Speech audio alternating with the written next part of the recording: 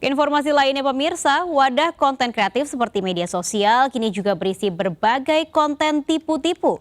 Untuk itu kita harus bijak memahami mana yang rekayasa drama dan mana yang kenyataan agar kita tidak tertipu dan rugi. Kita lihat yuk.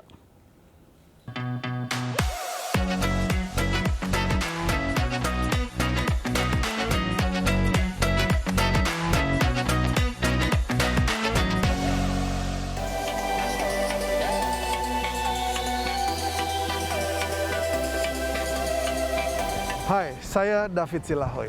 Waspadalah dengan apa yang Anda lihat di media sosial. Karena platform digital yang seharusnya jadi wadah untuk berkreasi, kini juga dipakai untuk tipu-tipu. Lalu apa dampaknya kepada generasi saat ini? Kita lihat yuk. Belakangan ini kita dihujani dengan informasi terbongkarnya tipu-tipu afiliator influencer sejumlah tersangka pelaku penipuan dan pencucian uang. Diketahui bahwa kekayaan para tersangka yang sering dipamerkan berasal dari uang masyarakat. Mobil mewah yang dibeli bukanlah kekayaan dari keringat mereka sesungguhnya. Bahkan belakangan diketahui ada konten transaksi jual beli mobil mewah yang ternyata palsu, sebab itu hanya untuk kepentingan konten. Memang dalam dunia media sosial tidak ada aturan main soal kebenaran konten, sehingga resiko ditanggung sendiri oleh penonton.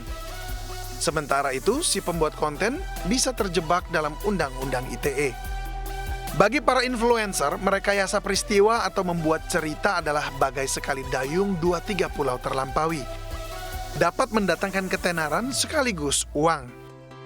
Namun sayangnya banyak yang dengan sengaja tak memberi disclaimer atau penjelasan jenis tayangan mereka, sehingga warganet awam mengira itu adalah keadaan sesungguhnya. Buktinya, dari 2 kasus flexing tipu-tipu judi online berkedok investasi saja, sudah ratusan ribu orang tertipu. Kerugian mencapai lebih dari 700 miliar rupiah.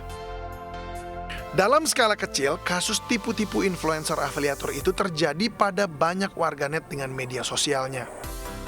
Kini sedang tren di generasi muda yang berasal dari ekonomi biasa saja, patungan bersama teman-temannya untuk menyewa villa atau mobil mewah dan berfoto ala sosialita atau orang kaya demi mengangkat status sosial di media sosial. Hal ini dikenal dengan nama alternatif ego, sebuah karakter atau identitas yang sengaja dibangun oleh seseorang, sebuah gambaran ideal tentang dirinya yang tak bisa direalisasikan. Alter ego bisa disebut sebagai aku yang kedua, yaitu versi impian dari seseorang. Alter ego semakin terlihat saat media sosial merambah dunia. Buktinya adalah pengguna media sosial memiliki second account atau akun yang kedua untuk menampilkan citra dirinya yang lain. Dengan menciptakan karakternya sendiri yang lebih ideal, ia membayangkan hidup di kondisi yang lebih baik, walau pada kenyataannya tidak demikian.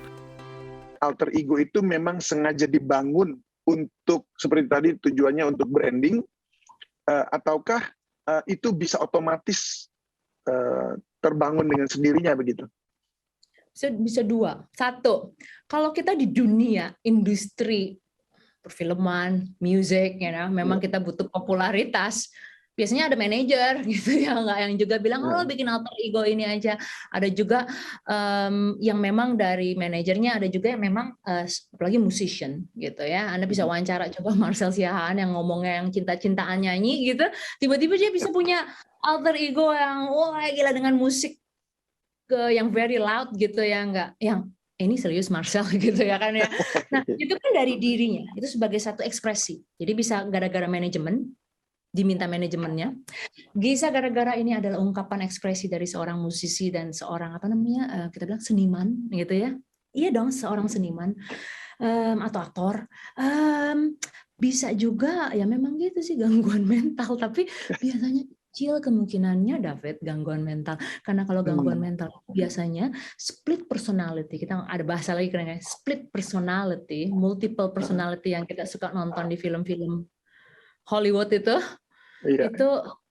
itu kasusnya 1 dibanding berapa puluh ribu dan itu kasusnya berbeda. Itu biasanya orang-orang itu tuh mengalami trauma, bukan ngomongin trauma, kita semua trauma, aku juga punya trauma gitu ya kan. Iya, oh gitu. Level trauma yang sangat mendalam. yang sangat luar biasa menakutkan. Itu biasanya Baru ada muncul. split Jadi personalities ya. it come out. Ya, karena ini ngomongin masalah kerana klinis yang cukup kasuistik sekali, David. Nggak bisa kita bawa ke ranah daily life. Artis seperti Beyonce mengaku memiliki alter ego bernama Sasha Fierce. Beyonce merupakan pribadi yang lebih kalem, namun Sasha Fierce merupakan alter ego yang energik dan pemberani. Beyonce membangun Sasha Fierce adalah untuk membantunya dalam tampil di atas panggung tanpa ragu dan mantap. Dalam buku Dream Society, Rolf Jensen, sang penulis, juga menjelaskan bahwa masyarakat kita saat ini sudah berpindah dari masyarakat informasi dan data ke masyarakat impian yang melibatkan emosi. Konten cerita yang menjangkau emosi adalah juaranya. Sinetron Ikatan Cinta begitu populer di Indonesia dan digemari oleh masyarakat kita karena alur ceritanya, yaitu kisah percintaan di dalamnya yang dekat dengan hati masyarakat. Namun semua orang tahu dan sudah diberitahu bahwa itu hanyalah drama. Demikian juga dengan saat kita beraktivitas di media sosial.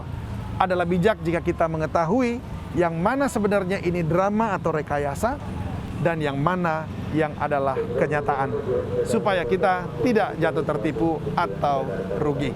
Saya David Silahoy dan saya Priyo Donaldi, iNews melaporkan.